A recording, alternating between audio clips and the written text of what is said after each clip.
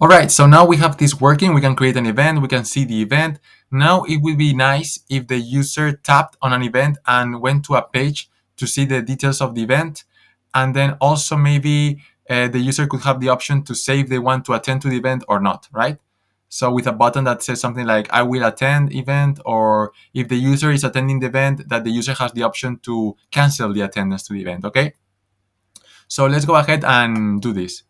So here we need to create a new page. So let's go ahead and create a new page. This new page is gonna be called event detail. Okay, so create blank, and let's create the page. And now let's just change the text of the app bar to event detail like this. Okay, so what do we want to have in this page? Maybe let's have a container, right? So let's look for a container. Gonna be like this container is gonna hold the information. So let's make the width of the container infinite here in the properties. So let's check this infinite and make it the width infinite so it covers all of the space. And now let's make the height 500, for example. And now one thing that we can do is we can select the column containing the container, and the column, let's add in some padding, maybe 16 pixels of padding on all sides like this. All right, so now for the color of the container, we want the same color that we had earlier. So I'm gonna add in the same color, and again, I'm adding the color to make sure you have the container selected, okay? Okay, I want the color of the container to change, and also maybe change the border radius of the container to 8, like that. And now what we're going to do is we're gonna add in the information. So basically it's just the same information that we had in the previous page. We're gonna have it, we're gonna have it displayed here so it looks bigger, okay? And more appealing to the eye maybe. So for that, we're just gonna look for a row maybe, and adding a row here. Okay, not a row, so Control Z. I'm gonna first adding a column. So first of all, a column. And then inside this column, I'm gonna start adding a row, right? So a row here, and inside this row, I'm gonna add in a text. So I'm just looking for the widget and dragging them, okay? A text, okay, so I want 4 of these rows maybe. So Control D, Control D. So one is for the name, one is for the time, one is for the address, and then one is for the user count, for the number of users that are attending. And then also we need maybe a button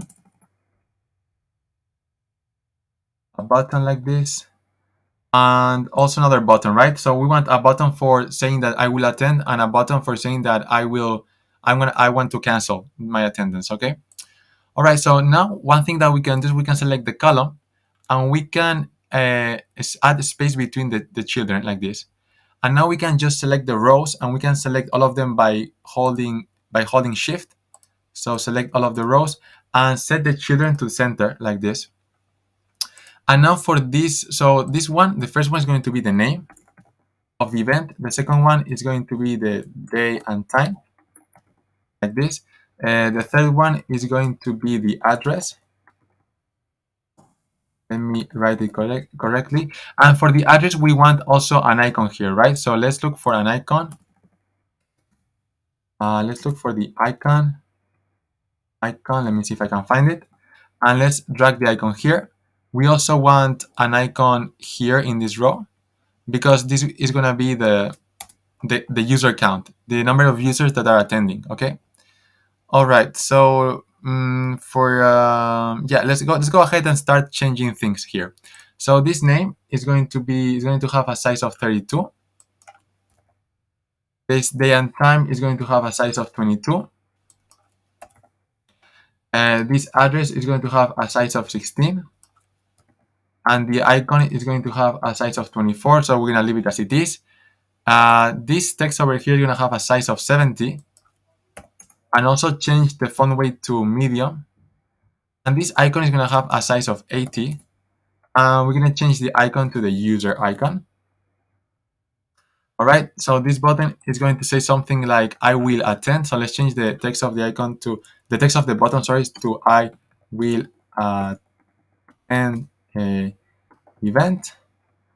I will attend event. And here we could say something like cancel attendance.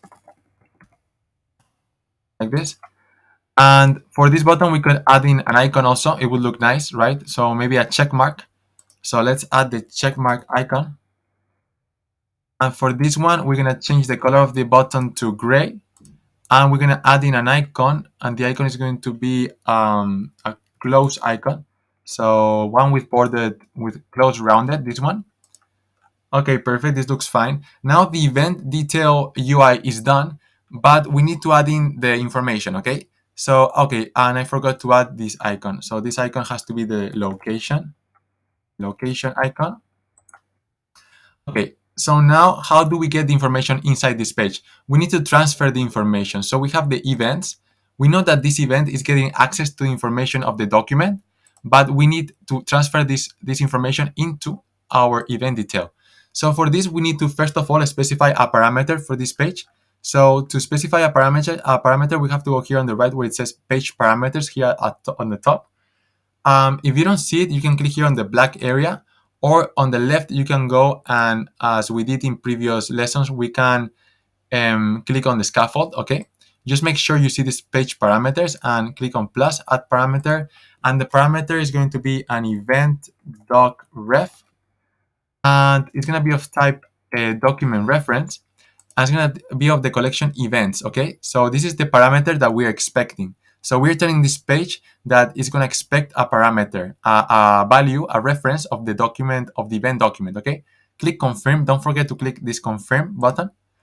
And now we have to set the navigation from the events page, okay? So let's select the container that contains this. So let's select the main container of this child, and we're going to set the action, and it's going to be a very simple action to navigate to. So we're going to navigate to the event detail page, and here at the bottom is expecting a parameter. So we're going to click this pass button because we're going to pass a parameter. So the parameter name is event doc ref because this is the name that we defined, and the value of this parameter is going to be equal to the events document reference.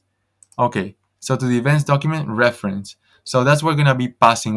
When the user clicks on this container, the user will be passing this information to the event detail. So now the event detail has access to this reference, but we need to query this reference in order to have access to the main information, to the name, the day, and everything, right? So let's go ahead and do that query. So to do that query, we're going to select, I'm going to just close this for now, and I'm going to select the column of the event detail, for example. I could also choose the scaffold, but I'm going to choose the column, and I'm going to add a backend query. And this backend query is going to be of type document reference because we're going to query the reference that we're getting. And it's going to be of type events. I'm going to set it to the event doc ref under page parameters. Confirm. And now we have queried the reference. Now this name, because this name is a child of the row that's making the query. So all of the children of this row, of the row that is making the query, so all of the children of the widget that is making the query are going to have access to the information of that query. So the name is going to have access to the events document. Now we have access to this events document name. The datetime, we're going to do the same thing as we did earlier. So it's going to be a combined text. The first is going to be equal to the events document day. Let's format the day, a datetime format, and it's going to be like this, Saturday, August 19. The default value is going to be day. Then add another text. It's going to be a comma and a space. And then add in another text. And it's going to be equal to the events document time. And format the time also, datetime format, and format it like this. And the default variable is going to be time, the default value. And now the default value for this is going to be day and time, like this. So confirm. So we're going to access to this. All right. So now we have this address here. We're going to set it equal to the events document address. This is going to be equal, this number is going to be equal to the events document attend this number of items. And the default value is going to be 0. All right. And now let's set the condition. Let's see how we're going to set up these buttons, okay? Because we only want to see this button if our user reference is not in the events list, right? So you know that if we create an event, we're actually adding our events, our user reference to the events list. Because when we go to the create event and we create an event, and if we open the actionator, we can see that under in the attendees field, we are adding our user record reference. So we are adding it by default, okay? But if let's say that we see an event that has not been created by us, right? Then we should see this button available so that when we click it, we add our user reference to the event, to the attendees list, okay? So we are going to use something called conditional visibility. And for that, we're going to select this button and we're going to go here on the properties, and under visibility, we see something called conditional, and we're going to toggle this on. And now let's click here where it says on set, and we have to specify the condition under which we will be able to see this button. So we're going to go under events document, and we're going to select the attendees list, and we're going to select under available options, let's select list contains item. So we're checking if the attendees list contains item. Which item? The authenticated user reference. Confirm. So if the attendees list does not contain, so because here we're checking if the attendees list contains, but we want to check if the attendees list does not contain our item, then we want does not contain our reference, then we want to show this button. So how do we do this? There's here an option called apply opposite statement, and it's here at the top. We're gonna toggle it on. So if we hover over the eye, it says whether to use the opposite value of this variable. So we want to check the opposite of this. That's why I'm checking this toggle value. We want to check if the attendees list does not contain our user reference. And if this is true, then we will be able to see this button that says I will attend event. Okay, confirm. Now for the cancel attendance, we're gonna do this. We're gonna do a similar thing, but we're not gonna apply the opposite statement. We're just gonna leave it as it is. So let's go to visibility conditional, set this to the events document attendees, and we're gonna set it to list contain item. So if the attendees list contains item, which item? The authenticated user reference. So in this case, if the attendance list contains the user reference, then we want to see this cancel attendance, because that means that we are inside the attendance list. Okay, confirm. And now, what do we want to have happen when the user clicks this button? So if the user clicks this button, we want the user reference to be added to the attendance list. So let's go ahead and do this action, okay? So let's select this button, let's go to the actions, add action, and we're gonna do an action of type update document. Update document, we're gonna set it to, what are we gonna update? We're gonna update this event doc ref that we're getting to this page, okay? So we are updating the reference. We're gonna add a field, and we don't want to update the name. So let's expand this and let's change the field to not the name but the attendees. And what do we want to do with the attendees list? We want to add to set.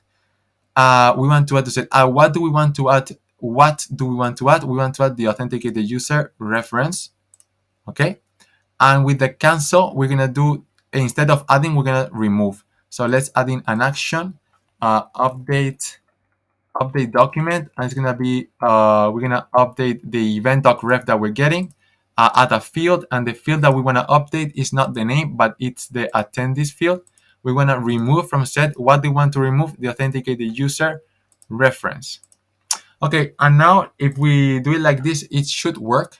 We only need a way to go back to the events page. So we're gonna just click here in the app bar and select this type of app bar where we have the action to go back. Okay, so now let's go ahead and create a new session. And let's see if this works. Let's wait a little bit. All right, so now we can see that we have here both events. Now if I click on the event, I should be able to go to the details. And of course, I go to the details, I can see everything. And now I can cancel my attendance if I want to. So right now, nobody's going to the event. And you can see that as soon as I cancel my attendance, I don't see the cancel attendance anymore. And I see this button, I will attend the event. This is because my user reference is not in the attendance list anymore. I can click this button to add my reference to the attendance list again.